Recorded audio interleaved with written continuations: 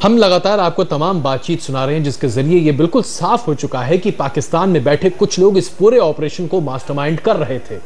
वर्मा साहब हमारे साथ मौजूद। वर्मा जी, जिस तरीके से ये सारी बातें स्पष्ट हो चुकी हैं, ये सारे सबूत पाकिस्तान के हवाले किए भी जा चुके हैं, अब कोई शक शुबा की गुंजाइश बची नहीं है।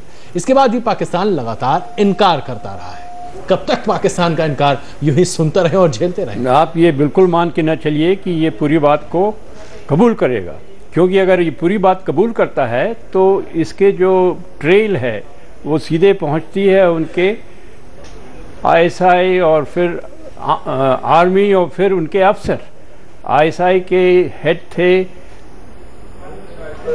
जो आज आर्मी के चीफ हैं, तो उनकी भी रिस्पॉन्सिबिलिटी इसमें इस्टेब्लिश हो जाएगी। तो कैसे वो कबूल करेंगे? वो कभी कबूल नहीं करेंगे। सिर्फ उतना ही कबूल करेंगे जितना सबूत जो सामने पेश होता है उसको ना कबूल ना किया जा सके।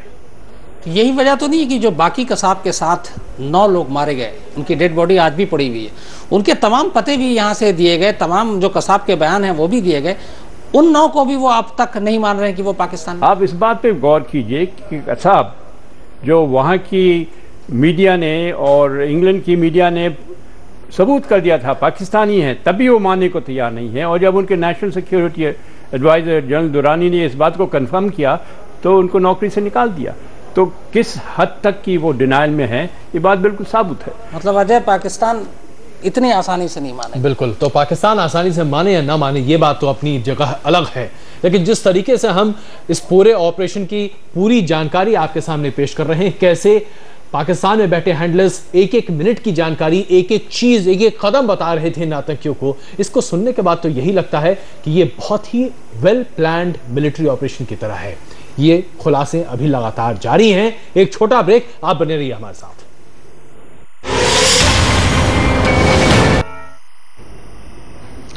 मुंबई में होने वाली हर मौत पर पाकिस्तान के कंट्रोल रूम में जश्न हो रहा था। ताज से उठती लपटों को देखकर उनके कलेजों को ठंडक मिलती थी। यहूदी महिलाओं के कत्ल के लिए वो नरीमन के आतंकवादियों को शाबाशी दे रहे थे।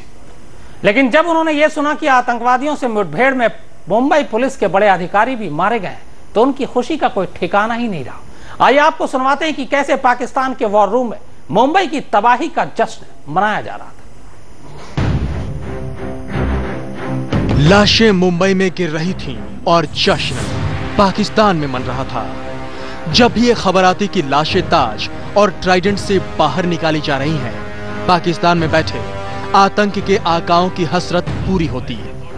26 नवंबर की शाम मुंबई एटीएस के प्रमुख हेमंत करकरे की मौत आतंकियों की गोलियों से हुई। इस बात की जानकारी जब पाकिस्तान में तथाकथित कमांडरों तक पहुंची तो उन्होंने क्या कहा, जरा सुनिए। कमिश्नर मारा गया होना थोड़ी देर पहले। एक कमिश्नर मारा गया होना थोड़ी देर पहले गया था। अच्छा, हाँ अल्हम्दुलिल्लाह नुकसान ठीक ठाक हो रहा है। मीडिया कमिश्नर मारा गया। कमिश्नर आ गए ने? हाँ आया भाई आ गया कि नहीं आए? नाल ही थोड़ा जिहा पिछे हुण सानू नजर आ रहे ने, समझ दरवाजे ते किक्का मार रहे ने सामने।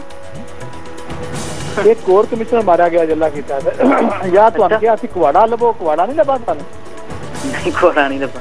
जिथे भी मेरा वीर सिलेंडर टंगे होंदे ना, वो अग बुझाण वाले उत्थे नाल एक कुवाड़ा भी टंगिया होंदा है हर होटल दे विच।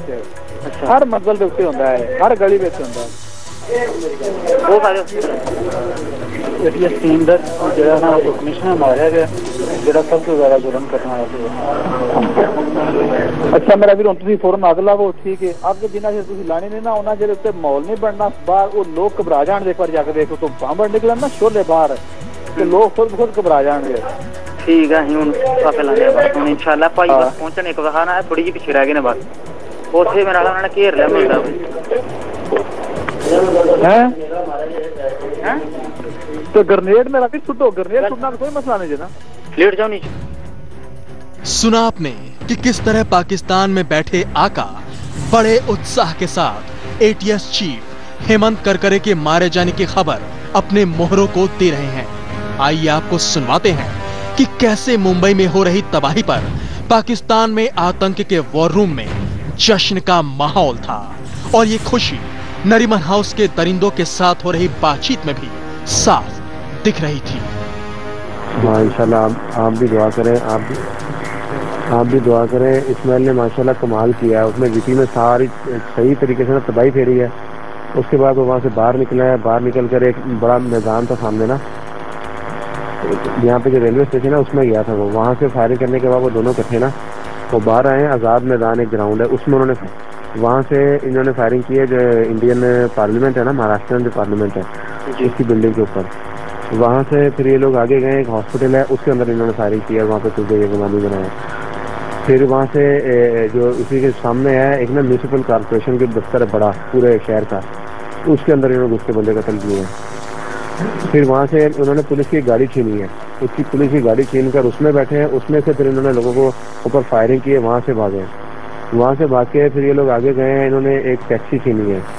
वहाँ से उस टैक्सी से फिर ये आगे गए हैं तो इन्होंने एक कार छीनी है, काफी पोश मतलब इलाके में घुसे हैं। वहाँ पर फिर आगे का काम है, मतलब सही इन्होंने ना सीना ठंडा किया है अपना।